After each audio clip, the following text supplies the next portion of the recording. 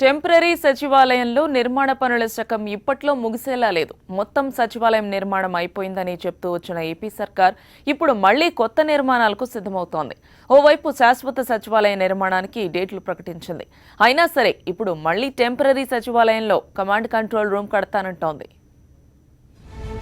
ఆగని సచివాలయం పనులు, తాత్కాలిక సచివాలయంలో వందల కోట్ల ఖర్చు, తాజాగా మళ్లీ నిర్మాణాలు చేపట్టాలని నిర్ణయం, సీఎం బ్లాక్పై కమాండ్ కంట్రోల్ రూమ్ ఏర్పాటు, హిటాచీ ఇచ్చిన డిజైన్ ఆధారంగా నిర్మాణం, 4 నెలల్లో పూర్తి చేస్తామంటున్న ప్రభుత్వం, ఇప్పటికే రాజధానికి 1000 కోట్లకు పైగా వ్యయం, ఎక్కడా లేని విధంగా అడుగుకు 10,000 భారీ ఖర్చు, ఓవైపు శాశ్వత భవనాలు కడతామంటూ డేట్ల ప్రకటన, మరోవైపు తాత్కాలిక సచివాలయం పేరుతో భారీ వ్యయం.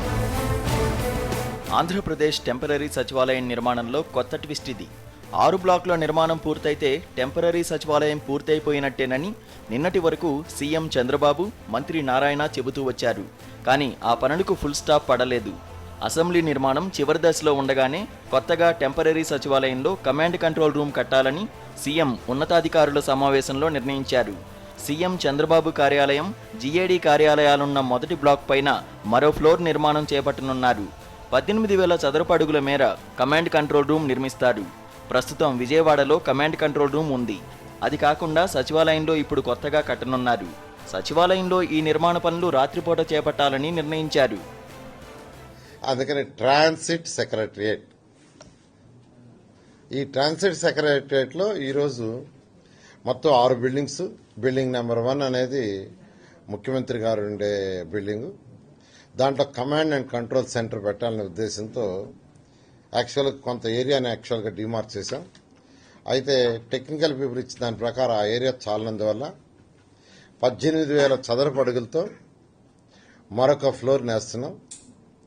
అది కూడా 8 మీటర్స్ హైట్. బిల్డింగ్స్ అన్నీ ఇప్పుడు 4 మీటర్స్, 8 మీటర్స్ హైట్ పెట్టి 18,000 చదరపు అడుగులతో మరొక ఫ్లోర్ వేయడానికి ఈరోజు అథారిటీలో కూడా పెట్టడం, అథారిటీ కూడా అప్రూవ్ చేయడం.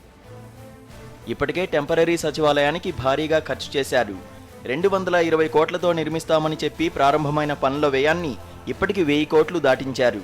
6 లక్షల చదరపు అడుగుల నిర్మాణానికి ఇంత వ్యయం భారతదేశంలో మరెక్కడా జరగలేదు.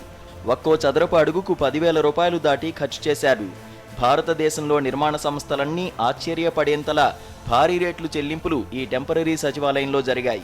సాక్షాత్తు ఆర్థిక మంత్రి యనమల రామకృష్ణుడు కూడా ఈ ఖర్చు చూసి కంగుతిన్నారు. ఇలాంటి నేపథ్యంలో ఇప్పుడు మళ్లీ కమాండ్ కంట్రోల్ సెంటర్ నిర్మాణానికి సిద్ధపడుతోంది ప్రభుత్వం. ఓవైపు మే నెలలో శాశ్వత రాజధాని భవనాలు కూడా నిర్మించేస్తామని ఇప్పటికే తేదీలను కూడా ప్రకటించారు. వాటిని అద్భుతంగా శరవేగంగా కడతామని ప్రభుత్వం చెప్తోంది. అలాంటప్పుడు ఈ 3-4 నెలల కోసం ఈ కమాండ్ కంట్రోల్ రూమ్ ఎందుకన్నది అధికారులకు కూడా అర్థం కాని పరిస్థితి. టెంపరరీ క్యాపిటల్లో జరుగుతున్న అవినీతికి మరో నిర్మాణం తోడు కానుంది. ఎన్ సతీష్, ప్రిన్సిపల్ కరెస్పాండెంట్, సాక్షి న్యూస్, విజయవాడ.